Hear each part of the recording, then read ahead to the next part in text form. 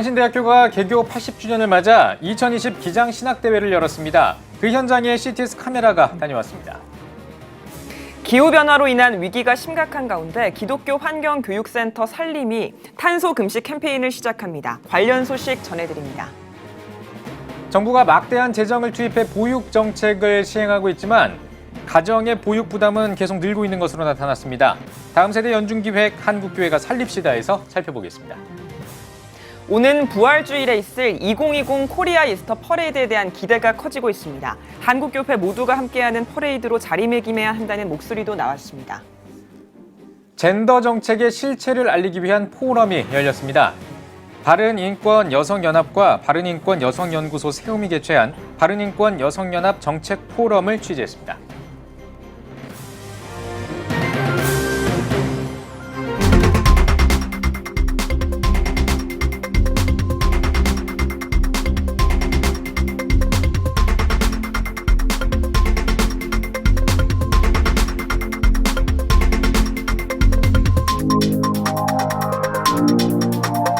시청자 여러분 안녕하십니까? 2월 12일 CTS 뉴스입니다. 한국기독교 장로회 산하 한신대학교가 올해 개교 80주년을 맞았습니다. 한신대 교수와 기장교단 신학자들이 모여 우리 사회의 여러 주제들에 대한 의견을 나누는 학술대회를 마련했습니다.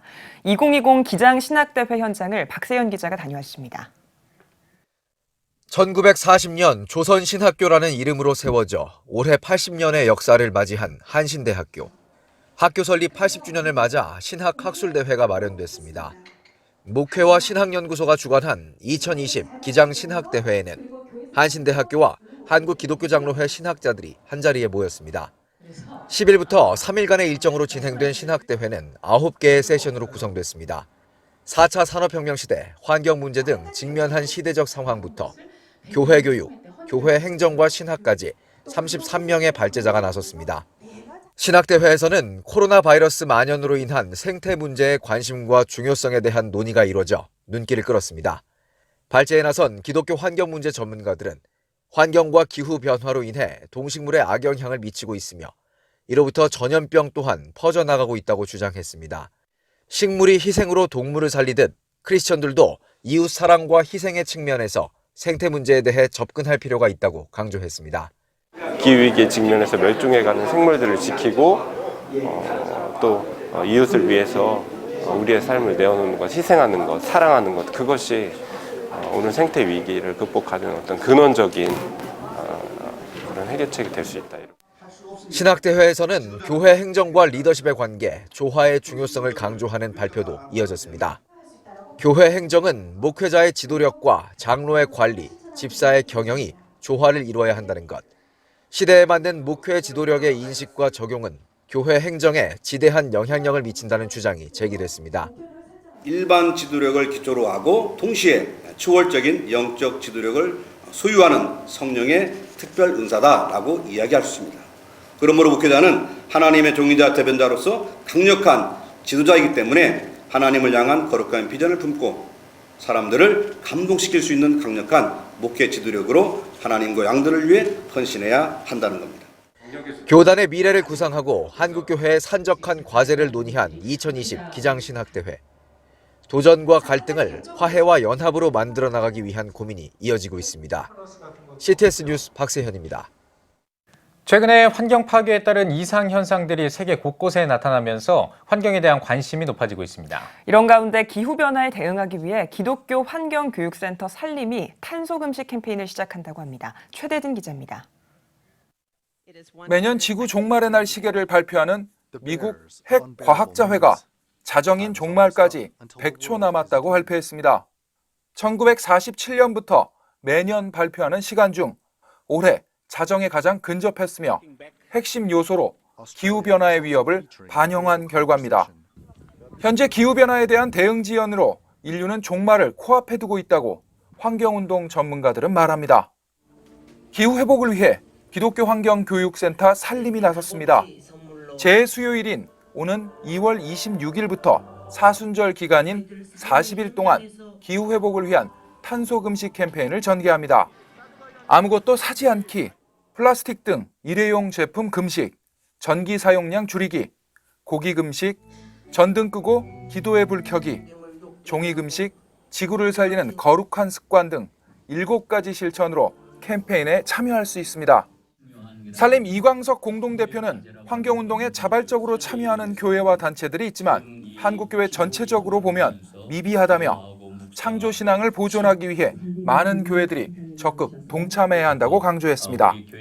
특별히 개교회에서 탄소금식 캠페인에 대한 그런 아주 좋은 결과들이 나와서 그걸 좀 공유하고 널리 전하고 이러는 것들이 앞으로 그 기후 위기에 한국교회가 참여할 수 있는 좋은 계기가 될 수 있을 거라고 이렇게 생각을 합니다. 산림 유미호 센터장은 지구를 지킬 수 있는 시간이 얼마 남지 않았다며 교회가 신음하는 지구를 위해 할 수 있는 일을 해야 한다고 강조했습니다. 기후 회복을 위해 한국 교회가 할 수 있는 일들이 많습니다. 너무 많은 것, 힘든 일들이 아니라 작은 것에서부터 교회 공동체 안에 구성원들이 함께 나누는 가운데 실천할 수 있는 목표를 세우고 공동체만의 특별한 실천 전략을 세워서 한 가지만이라도 제대로 실천함으로 인해서 지금 신음하고 있는 피조물들이 원하는 이 지구의 회복력을 지켜낼 수 있기를 바랍니다. 기독교 환경교육센터 산림은 탄소 금식에 대해 묵상하고 실천할 수 있는 카드를 제공하는 한편 SNS 등을 통해 한국교회와 우리 사회 캠페인을 확산시켜 나갈 계획입니다. CTS 뉴스 최대진입니다. 다음 세대 연중기획 한국교회가 살립시다 시간입니다. 어린 자녀를 키우는 부모들이 가장 관심 갖는 분야는 바로 보육 정책일 겁니다.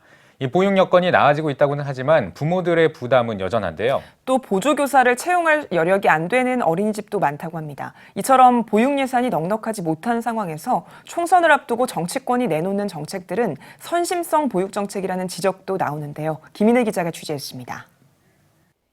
들어가기가 하늘의 별 따기라는 국공립 보육시설. 2021년까지 국공립 어린이집을 늘려 공공보육 이용률을 40%로 만들겠다는 게 정부 보육정책의 핵심입니다. 학부모들도 사립시설들의 회계 비리, 학대 논란이 잇따르자 국공립 보육시설 확대가 가장 중요한 보육 지원책이라고 입을 모으고 있습니다. 보건복지부가 0에서 5세 영유아를 둔 부모 2,500명을 대상으로 보육 실태조사를 실시한 결과 35.9%가 보육 지원 정책 1순위로 국공립 어린이집 확충을 꼽았습니다.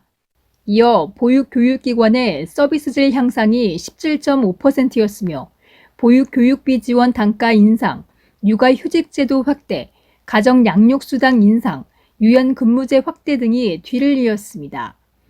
영유아들은 두 돌이 되기 전부터 어린이집을 다닐 정도입니다. 첫 등원 시기는 2018년 기준 22.3개월, 6년 전과 비교하면 6개월이 빠릅니다. 유치원 이용 시기도 4살부터로 빨라졌습니다. 맞벌이 부부가 늘면서 그만큼 기관 이용이 보편적인 양육 형태로 인식되고 있기 때문입니다. 보육 예산 부족 문제도 여전합니다. 워킹맘들은 9시간 넘게 어린이집을 이용하고 싶어 하지만 보조교사 부족 탓에 실제 이용 시간은 1시간 20분 정도 부족한 7시간대에 그쳤습니다. 점심과 간식에 대한 정부 지원금도 문제입니다. 2009년부터 무려 11년 동안 1,745원이던 급식비 지원액이 올해 1,900원으로 155원 인상됐습니다. 하지만 오전, 오후로 나눠 먹는 간식비까지 포함돼 있어 현실성이 떨어진다는 지적입니다. 지방자치단체 지원금도 많게는 1,200원을 주는 곳도 있지만 아예 없는 곳도 많아 결국 자녀를 맡긴 부모들의 직접 부담은 계속 늘어날 수밖에 없는 상황입니다. 게다가 저출산의 영향으로 어린이집에 고정적으로 들어오는 수입이 줄어 현행 보육료가 실제 운영비를 충분히 반영하지 못하고 있다는 현장의 목소리가 높아지고 있습니다. 여성이 미래에 대한 불안 없이 아이를 낳고 사회와 가정이 다 함께 키우는 구조가 정착되지 않는 한 어떤 저출산 대책도 미봉책에 끝날 수밖에 없습니다. 그런 분위기가 자리 잡을 수 있도록 사회적 역량과 관심이 집중돼야 할 때입니다. CTS 뉴스 김인혜입니다. 오는 4월에 아시아 최초로 부활절을 기념하는 2020 코리아 이스터 퍼레이드가 열립니다. 한국교회도 큰 기대와 관심을 보이고 있는데요. 종교를 넘어 모두가 함께 기념하는 부활절을 만들기 위해선 이번 퍼레이드에 모든 한국교회가 참여하는 것이 중요하다는 목소리도 나왔습니다. 장현수 기자입니다. 그동안 예수 그리스도의 고난에 초점을 뒀던 한국교회의 부활절 행사. 이제는 예수 그리스도 부활의 기쁨을 온 세상에 전하기 위해 거리로 나섭니다. 예수 그리스도의 생명과 복음을 이웃과 나누기 위해 교회와 단체들이 하나둘씩 오는 4월 부활주일에 열리는 2020 코리아 이스터 퍼레이드 대열에 함께하겠다는 뜻을 밝히고 있는 상황. CTS 기독교 TV와 함께 행사를 주최하는 사단법인 한국교회 총연합 측은 서울의 중심에서 최초로 열리는 대규모 부활절 퍼레이드는 시민의 이목이 집중되는 전도의 장이 될 수 있다며 더 많은 교회가 복음 전파 사명을 품고 함께 거리로 나와주길 권면했습니다. 그래서 거리 축제라고 하는 것 자체가 축제이기 때문에 우리가 이 초갈등 사회 간 이 시대에 주님의 정신, 화합의 정신, 우리 모든 시민들에게 서울시와 협조하고 또 CTS가 같이 해서 수많은 사람들이 부활의 어떤 기쁨을 함께 나누는 것을 기획하게 됐습니다. 교회 안에는 많은 축제들이 있지만 교회 밖에 일반 국민들, 그다음에 시민들과 교류하는 그런 축제가 없었는데 이번 부활절 퍼레이드를 통해서 그런 축제의 기회가 만들어진 것을 기쁘게 생각을 합니다. 모든 한국교회 교인들이 이 축제에 참여하면서 서로 기뻐하고 우리가 갖고 있는 가치들을 일반 시민들과 나눌 수 있는 그런 중요한 계기가 되었으면 좋겠습니다. 교계 역시 2020 코리아 이스터 퍼레이드를 희생과 사랑의 가치를 한국 사회에 알릴 수 있는 기회로 평가하며 한국 사회와 다음 세대에 바른 기독교 가치를 전하는 자리에 많은 교회와 성도들이 힘을 모으길 바란다고 전했습니다. 중요한 기회이자 이제 또한 책임이라고 생각합니다. 의무라고 생각합니다. 왜? 부활을 통해서 우리가 생명을 받았기 때문에. 근데 그냥 생명 주신 게 뭐 너 혼자 잘 먹고 잘 살라고 주신 게 아니라 이웃에게 그 생명을 소개해줘라. 그 사랑을 소개해줘라. 기회를 소개해줘라. 그야말로 사회 전도의 최대의 기회가 부활절 아니겠습니까?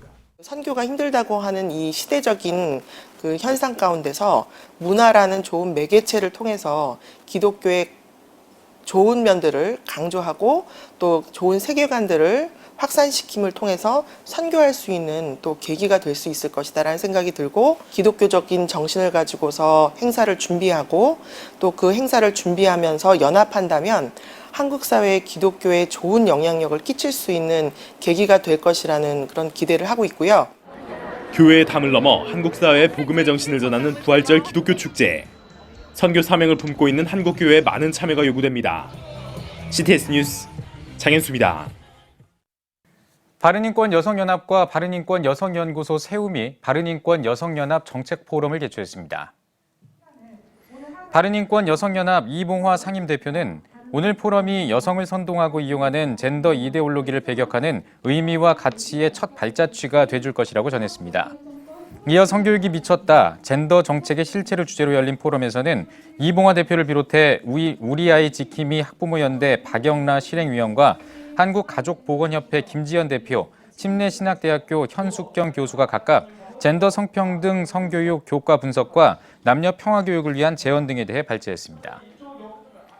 샬롬을 꿈꾸는 나비행동 샬롬나비가 코로나19 사태와 관련해 논평을 발표했습니다. 샬롬나비는 논평에서 세계 전문가들은 코로나19가 장기화해 대유행 단계로 비화하는 최악의 사태도 고려하고 있다며 중국 당국의 불투명한 사태 파악으로 사람들이 더욱 불안해하고 있다고 지적했습니다. 이어 중국 정부의 역학조사 결과를 투명하게 공개하고 질병 퇴치에 만전을 기할 것과 종교 탄압 중단을 촉구했으며 우리 정부에는 국민의 안위에 총력을 기울여 줄 것을 요청했습니다. 한국실천신학회가 25회 정기총회를 열고 신임 회장에 호서대학교 황병준 박사를 선임했습니다. 신임 회장으로 취임한 황병준 박사는 한국실천신학회의 전통과 학문을 잘 이어받아 한국교회를 위한 신학의 장을 펼쳐나가겠다며 학문으로 끝나지 않고 교회와 사회, 목회, 선교 현장을 연결하는 일에 힘쓰겠다고 포부를 밝혔습니다. 이 밖에도 이사장의 소망교회 김경진 목사, 부회장에 개신대학교 민장배 서승용 박사를 선임했습니다. 미국 국무부가 폴란드에서 제3차 종교자유 장관급 회의를 개최하기로 했습니다. 미국 국무부는 종교의 자유를 증진하기 위한 미국과 폴란드의 공동성명을 통해 오는 7월 14일부터 16일까지 폴란드 바르샤바에서 제3차 종교자유 장관급 회의를 개최하기로 했다고 밝혔습니다. 이어 2018년과 2019년 회의의 성공을 바탕으로 올해도 세계 각국에서 종교나 신념의 자유를 위협하는 문제들을 해결해 나갈 것이라고 전했습니다. 국제 구호개발 NGO 희망친구 기아대책이 저소득 가정 아이들을 위한 마스크 지원 캠페인을 전개합니다. 캠페인은 최근에 빠르게 확산하고 있는 코로나19를 비롯해 각종 호흡기 질환과 미세먼지로부터 아이들을 보호하기 위해 기획됐습니다. 기아대책 유원식 회장은 모든 아이들은 가정 환경에 관계없이 건강하게 자라날 권리가 있다며 경제적 어려움 때문에 아프거나 힘든 아이들이 없도록 많은 관심을 부탁한다고 전했습니다. 캠페인을 통해 모인 후원금은 아이들의 마스크 구입과 긴급 생계비로 사용할 예정입니다.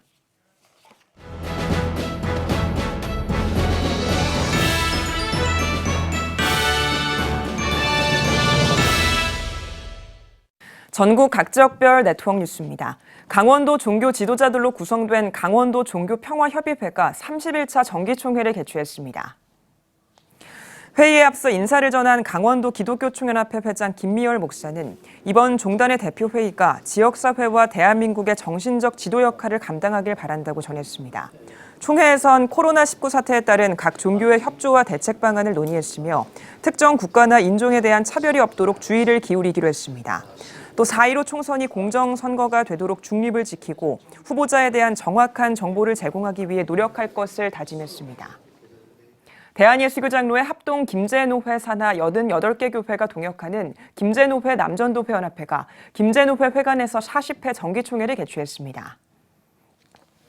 남전도회 활성화를 위한 교회 순회 헌신 예배와 지역 복음화 전도대회 등 지난 회기의 다양한 사역을 보고하고 임원 선거를 통해 신한교회 김창수 장로를 신임 회장으로 임명했습니다. 신임 회장 김창수 장로는 모든 일이 하나님의 도움 없이는 불가능하다는 것을 잊지 않고 겸손한 마음으로 연합회를 섬기겠다며 임역원들과 열심히 복음화를 위해 뛰겠다고 취임사를 전했습니다. 대한예수교장로회 통합 순천 북부교회는 창립 40주년을 맞아 감사 예배를 드리고 기념식을 가졌습니다. 순천 북부교회 이연행 원로 목사는 이곳에 순천 북부교회를 세우고 이끌어주신 하나님에게 감사하며 모두가 한마음으로 주님을 기쁘게 하는 성도들이 되길 바란다고 전했습니다. 기념식에선 40주년 영상 시청과 비전 선포식 등을 진행했습니다. 순천 북부교회는 창립 40주년을 맞아 음악회와 다음 세대를 위한 100일장 등 다양한 프로그램을 준비하고 있습니다. 기독교 대한감리회 중부연회 부천 동지방회가 역곡교회에서 열렸습니다. 개회 예배에서 설교를 전한 박명욱 감독은 하나님의 비전을 품고 마음을 열어 교회를 섬겼던 안디옥 교회처럼 하나님과의 깊은 교제를 통해 비전을 발견하길 바란다고 전했습니다. 이어 지방회 회의에선 각 부서 회계 보고를 진행하고 비전교회 지원사역 안건을 논의하는 시간을 가졌습니다. 부천 동지방회는 지역 성시화와 교회 공동 성장을 위한 지원 활동에 앞장서고 있습니다. 인천광역시 기독교총연합회가 2020 부활절 준비 모임으로 59차 실행위원회 회의를 진행했습니다. 인천 지역 각구 연합회장과 공동회장 등 실행위원들이 모인 가운데 총회장 김태일 목사는 신종, 코로나 등 사회적으로 여러 가지 어려움이 있지만 이럴 때일수록 기도로 연합해야 한다며 교회와 성도들의 적극적인 참여를 독려했습니다. 이어 준비기도회와 발대식 등 부활절 행사에 대해 논의하고 인권조례 개정안의 문제점 등 반기독교적인 현안에 대한 대응 방안을 마련하는 시간을 가졌습니다. 인천 부활절 새벽연합예배와 시민축제는 오는 4월 12일 주안장로교회와 예술문화회관 광장에서 진행됩니다.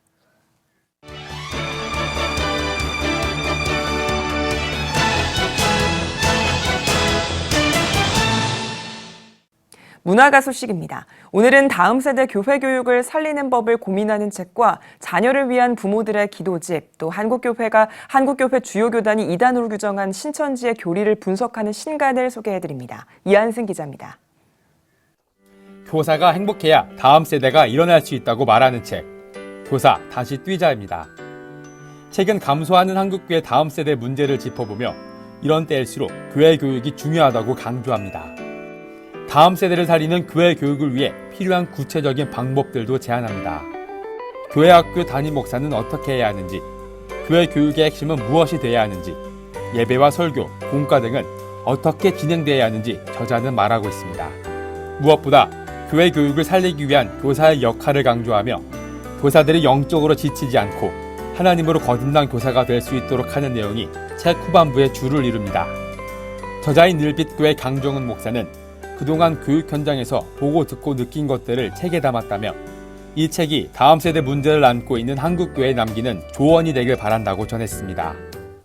부모가 자녀에게 줄 수 있는 최고의 선물 기도. 자녀를 위한 매일 기도를 실천하도록 돕는 자녀를 살리는 부모 기도입니다.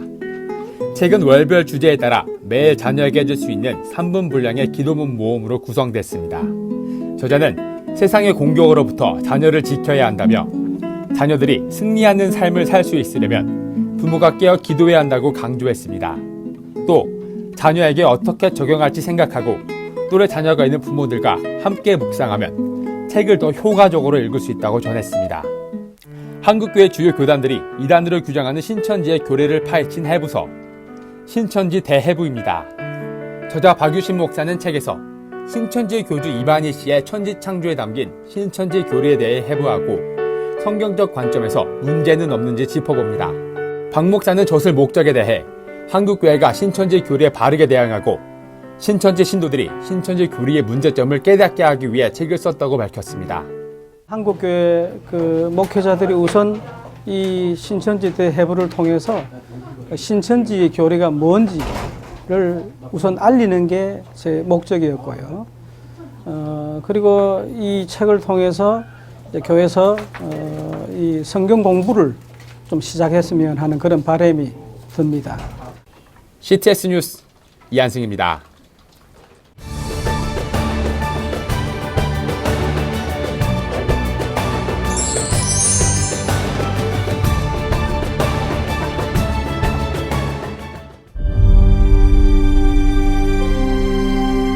(2019년 3분기) 합계 출산율 역대 최저치인 0.88명.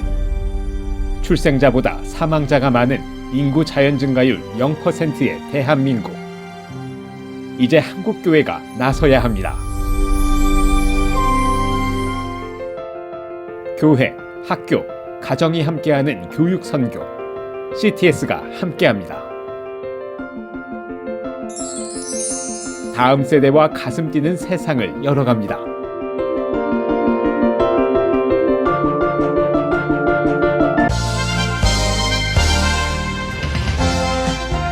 여러분은 지금 CTS 뉴스를 시청하고 계십니다. CTS는 다음 세대와 가슴 뛰는 세상을 열어갑니다라는 슬로건으로 다음 세대 부흥과 한국교회 미래를 위한 기획 보도를 이어가고 있습니다. 네, 오늘 뉴스 더보기 시간에는 정부의 보육 정책을 짚어보고 저출산 극복을 위한 한국교회의 역할에 관한 이야기 나누겠습니다. 이화여자대학교 여성학과 백경흔 박사 나오셨습니다. 박사님 안녕하십니까? 예, 반갑습니다. 자, 시간이 지날수록 우리나라 저출산 고령화 현상이 심해진다 이런 이야기들이 나오고 있는데 현황이 어느 정도 되는지 궁금합니다. 네, 아무래도 오늘 보육 정책에 대해서 이야기를 하기 때문에 영유아수 감소에 대해서 말씀드리지 않을 수 없는데요. 네. 1990년대 중반 이후부터 이미 영유아수는 굉장히 급감하고 있는 추세이고요. 그리고 2017년부터는 매해 10만에서 15만씩 영유아수가 감소하고 있습니다. 그리고 통계를 보게 되면 2000년에는 398만 명이었고요. 2018년에는 249만 명으로 영유아수가 감소했습니다. 네. 그런데 이런 영유아수의 감소뿐만 아니라 또 중요한 문제는 젊은 청년 세대 안에서 특히 여성들을 중심으로 결혼과 출산을 기피하는 경향들이 좀 강해지고 있다는 건데요. 지난해 이루어진 설문조사를 보면 20대 여성 중 3명 중 1명이죠. 결혼 의향이 없다라고 응답을 했고요. 그리고 결혼을 하더라도 출산을 하지 않는 무자녀 부부의 수가 증가하는 추세에 있습니다. 그래서 전문가들은 이런 문제의 원인을 돌봄 기피 혹은 돌봄 결핍, 돌봄 위기의 문제다라고 규정을 하고요. 또 네. 이전에 발견되지 않았던 새로운 사회적 위험이라는 뜻에서 신사회 위험으로 규정을 합니다. 그렇기 때문에 저출산 정책 안에서 보시게 되면 돌봄 정책의 비중이 굉장히 확대가 되고 있고요.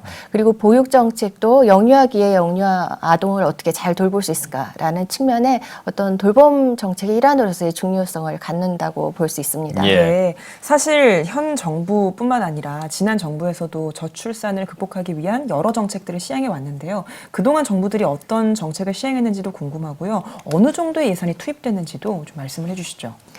네, 뭐 여러 가지 정책의 변화들이 있긴 했는데 가장 중요한 거 두 가지를 말씀드리면 2004년에 공보육 이념이 도입이 되었고 그리고 2013년에 누리과정 무상보육이 시작된 것을 말씀드릴 수 있을 것 같습니다. 네. 2004년 이전에 영유아법이 개정되기 이전에는 부모가 질병이 있거나 혹은 부모가 일을 해서 직접 돌볼 수 없는 영유아들이 보육 정책의 대상이었다면 2004년에 모든 영유아로 이제 법이 개정이 되면서 보편주의의 이념이 보육 정책에 도입되었다라고 얘기를 하고요. 네. 그리고 2013년에 무상보육은 부모의 소득과 상관이 없이 전계층의 모든 영유아에게 종일 보육이 무상으로 지급되는 제도가 이제 시작이 되었습니다. 그리고 예산 측면을 보게 되면 2013년부터 18년까지 이제 6년간이죠. 총 30조 5천억 원이 소요가 되었고요. 평균적으로 보면 매년 이제 5조 원 가량의 보육 사업 예산이 배정이 되고 있습니다. 그리고 또 하나 말씀드리고 싶은 것은 정부가 추진해온 중요한 정책 중에 하나가 국공립 보육시설을 확충을 하는 것입니다. 그래서 2018년에 개소수 기준으로 보면 9.2% 수준까지 거의 10%에 달하는 수준까지 이제 국공립 시설을 확충을 해오고 있습니다. 네, 알겠습니다. 이 저출산 관련해서 보육 정책을 정부가 펴고 있는데 어떤 점에 좀 주목을 하면 좋겠는지 이야기를 좀 해주시죠. 물론 변해야 될 거는 아직도 많이 남아 있지만요. 그래도 어느 정도 지금까지 보육 인프라가 양쪽으로 확대가 되어 왔다라고 볼 때 보육의 질을 개선하고 양질의 보육을 제공하는 것이 이제 관건이라고 볼 수 있고요. 네. 보육교사의 문제를 좀 말씀을 드리고 싶은데요. 아동 학대 뉴스가 심심치 않게 뉴스에서 보도가 되죠. 네. 저도 부모로서 마음이 아픈데요. 특별히 보육교사 입장에서 볼 땐 또 선량한 마음을 가지고 열심히 일하는 보육교사들의 어떤 사기가 떨어지는 문제들이 있는 것도 사실입니다. 네. 그렇기 때문에 사회적으로 보육교사에 대한 인식이 좀 개선이 되었으면 좋겠고요. 그리고 결국 아동 학대가 근절이 되고 양질의 보육이 되는 것은 교사가 좋은 조건에서 일을 하는 것이 가장 중요한 해결책이 될 수 있습니다. 그렇기 때문에 교사의 근로조건 개선도 매우 중요하고요. 그리고 2020년 3월부터 새롭게 정부가 시작하는 변화된 정책이 있는데요. 기존의 12시간 보육이 장시간 보육이 양질의 보육이 될 수 없었던 문제를 해결하기 위해서 오후 4시 이전의 기본 보육과 또 4시 이후의 연장 보육을 다른 전담 교사가 맡을 수 있는 정책의 변화가 이제 시작이 되는데 이 정책이 잘 정착이 될 수 있을지 많은 부모님들이 좀 모니터링을 하면서 관심을 가지고 지켜봐 주셨으면 좋겠고요. 한 가지만 좀 덧붙이면 아동이 어떻게 12시간을 그 긴 시간을 기관에서 보낼 수 있을까라고 부모들이 걱정을 많이 하실 수 있는데요. 모든 부모들이 자녀가 잘 돌봐줬으면 좋겠고 또 부모로서 많은 시간을 가지고 싶다라는 한결같은 마음은 갖고 계실 텐데요. 우리나라가 장시간 노동 문화 때문에 어쩔 수 없이 6시까지 일을 해야 되고 또 7시나 7시 반에 자녀를 찾아야 되는 많은 부모들이 있는 것도 현실입니다. 그렇기 때문에 정부가 12시간 보육을 한다면 그 보육이 정말 양질의 보육이 될 수 있도록 정책을 많이 개선하는 것이 중요한 관건이 될 것 같습니다. 네. 저출산을 포함해서 인구 문제가 사실 비단 우리나라만의 문제가 아니라 전 세계 많은 나라들이 함께 고민하는 부분일 텐데요. 물론 좋은 사례가 있다면 그대로 적용할 수는 없겠지만 우리나라도 좀 참고하면 좋을 것 같고요. 그래서 해외 보육 정책은 어떤지도 좀 사례를 살펴볼까요? 네, 여러 좋은 사례들이 있겠지만 오늘은 덴마크의 사례를 좀 말씀을 드리고 싶고요. 덴마크 같은 경우는 여성들이 경력 단절에 대한 걱정이 없이 은퇴할 때까지 일을 할 수 있는 국가인데요. 한국과 같은 독박 돌봄이 없고요. 그리고 할머니가 돌봐야 되는 그런 조부모 돌봄도 전혀 없습니다. 하지만 보육 정책과 일가족 양립 정책으로 남성과 여성이 모두 평등하게 은퇴할 때까지 일을 할 수 있다는 점이 특징이고요. 그 보육 정책의 전제를 좀 소개를 하고 싶은데요. 아동을 바라보는 여러 가지의 관점이 있지만 덴마크의 그 아동 돌봄 정책 안에서 아동은 시민입니다. 그렇기 때문에 시민으로서의 아동을 어떻게 잘 길러낼 수 있을까라는 것이 그 보육 교사인 소셜 페다고그라고 부르는데요. 그 교사의 전문성의 중요한 부분을 차지하게 되고요. 그런 점은 좀 한국 사회에서도 깊이 들여다보고 연구하면 좋지 않을까라는 생각을 해봅니다. 예, 알겠습니다. 이 다음 세대를 부흥시키기 위해서는 보육 정책 어떤 쪽으로 좀 지향을 해야 될지 그 지향점에 대해서 이야기를 해주신다면 어떨까요? 덴마크 사례를 소개해드린 이유도 예. 한국의 이런 아동기에 대한 좀 심도 깊은 논의, 그리고 보육교사의 전문성을 어떻게 새롭게 할 수 있을까, 이런 이야기들이 좀 시작이 되었으면 좋겠다라는 의미에서인데요. 네. 한국 사회 같은 경우는 아동을 바라보는 보호 관리 대상으로서의 그런 관점이 우세한 국가이고요. 네. 그리고 중산층 이상의 엄마들을 만나면서 연구를 한 경험이 있는데요. 이미 영유아 시기를 우리 스카이캐슬 다 알고 계시죠? 근데 영유아 시기를 학습 관리가 이루어져야 되는 그런 시기로 보는 경향들이 이미 강하게 나타나고 있고요. 그래서 이런 한국의 문제들을 좀 해결하기 위해서는 건강한 아동에 대한 관점, 그리고 보육교사의 새로운 전문성, 이런 것들에 대한 논의가 좀 필요하다고 보고요. 그리고 두 번째는 돌봄의 특징 중에 하나가 전 생애에 지속적으로 이루어져야 된다는 것입니다. 그렇기 때문에 사실 보육이 끝났다고 해서 모든 돌봄의 문제가 해결된 것이 아니고요. 실질적으로 제 주변에 있는 여성들도 실제 아이가 초등학교에 입학을 하면 이제 오히려 경력 단절의 위기를 더 크게 겪는 경험들을 하시게 되는데, 그렇기 때문에 돌봄에 대한 공백 없이 보육 정책 이후에 초등 돌봄 정책도 함께 강화되는 것에 대한 관심들을 좀 많이 가져주셨으면 좋겠고요. 예. 그리고 마지막으로 돌봄자 관점, 굉장히 쉬운 관점이면서도 간과되기 쉬운데요.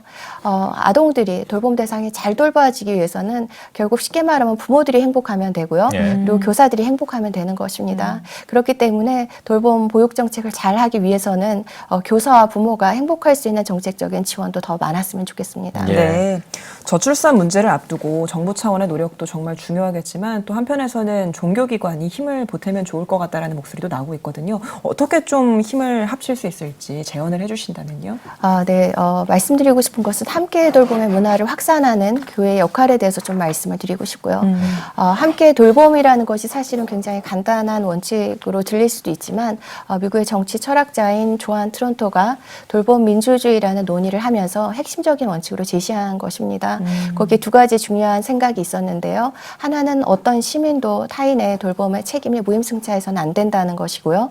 또 하나의 중요한 원칙은 어느 누구도 원하지 않는 독박 돌봄의 굴레에 갇혀서는 안 된다는 것입니다. 사실 이 두 개의 아이디어는 서로 연결이 되어 있는데요. 근데 한국 사회에서 남성 생계 부양 모델이었죠. 그렇기 때문에 아버지들은 경제적인 가장으로서의 생계의 책임을 다했기 때문에 돌봄 책임에는 무책임해도 되는 특권을 누릴 수가 있었는데요.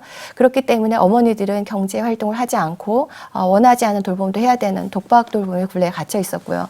그런데 이제 후기 산업사회로 우리가 진입을 했습니다. 그렇기 때문에 이제 여성도 남성도 개인으로서 일하지 않으면 생존이 불가능한 그런 시대적으로 경제적 불안정 속에 우리가 살아가고 있는데요.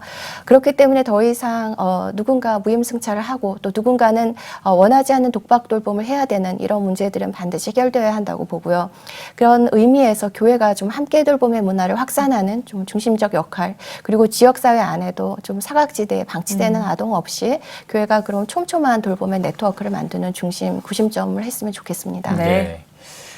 이제 다음 세대 활성화를 위해서 여러 가지 이제 노력들이 필요한데, 한국 교회는 어떤 노력을 해야 될지 이 의견도 좀 듣고 싶습니다. 네, 정말 다음 세대의 저의 중요한 기도 제목 중 하나이기도 한데요. 예. 다음 세대를 설명하는 여러 언어들 중에 보면 뭐 88만 원 세대, 불안 세대, M4 세대 뭐 이런 이야기들을 합니다. 네. 그 단어만 들어봐도 이 세대가 감내해야 되는 이 세대의 어떤 변화의 무게가 어떠한지 짐작을 할 수 있는데요. 특별히 더 중요한 문제는 이 청년 세대들은 성공한 선배들의 어떤 롤모델이 없이 이 어려움들을 헤쳐나가야 된다는 것입니다. 네. 그렇기 때문에 특별히 교회가 좀 이 청년 세대, 다음 세대의 든든한 지원군이 되었으면 좋겠고요. 이 저출산을 포함해서 현재 사회가 어떻게 변화하고 있는지 그 변화를 읽어낼 수 있는 힘을 좀 이 청년 세대들에게 주었으면 좋겠고, 그리고 건강한 대안들을 교회 안에서 좀 도출을 해낼 수 있도록 지원을 많이 해줬으면 좋겠고요. 예. 혹시 덧붙일 수 있다면 그 82년생 김지영을 통해 이 세대를 살아가는 여성들이 어떤 어려움들을 겪는지 이제 많은 분들이 공감을 하고 계실 것이라고 생각을 하는데요. 특별히 좀 교회가 이 여성들에게 희망과 좀 위로의 메시지를 많이 선포해 줄 수 있으면 좋겠다라는 생각을 하고요.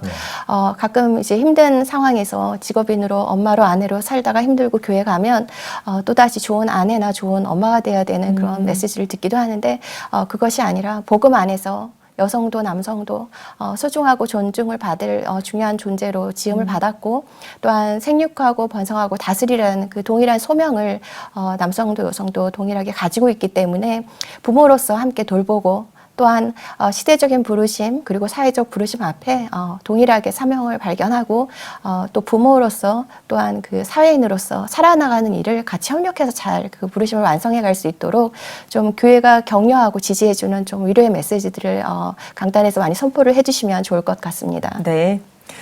마지막으로 한국교회 성도님들께 한 말씀 해주시고 대담 마무리하겠습니다. 네, 저출산 위기라고 많이 이야기를 하는데요. 저는 이 위기라는 단어를 좀 변화로 바꾸어서 생각을 하면 좋을 것 같습니다. 저출산, 출산율이 감소하기 때문에 이제 우리의 삶의 어떤 기반들이 흔들렸고, 그래서 우리가 살아온 과거에 대해 좀 건강하게 성찰하고 반성할 수 있는 시간, 기회가 생겼는데요. 위기가 아니라 어떤 새로운 변화를 맞이해야 될까라는 곳에 좀 방점을 찍고 교회가 새로운 변화의 방향을 함께 모색했으면 좋겠습니다. 네, 알겠습니다. 네, 오늘 뉴스 보기 시간에는 이화여자대학교 백경은 박사와 함께 이야기 나눠봤습니다. 박사님 오늘 나와주셔서 고맙습니다.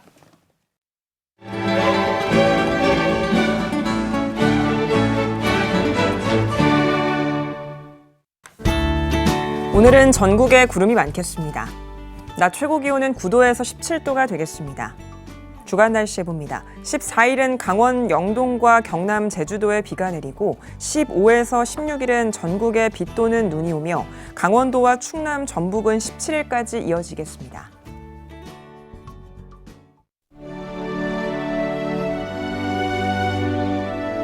백만인 기도운동에 새롭게 참여하신 분들입니다.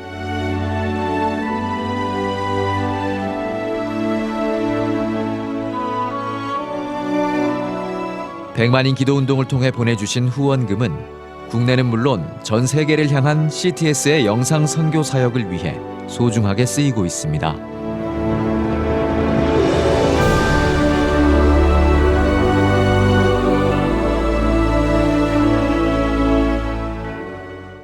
CTS 뉴스 오늘 순서 여기까지입니다. 시청해주신 여러분 고맙습니다.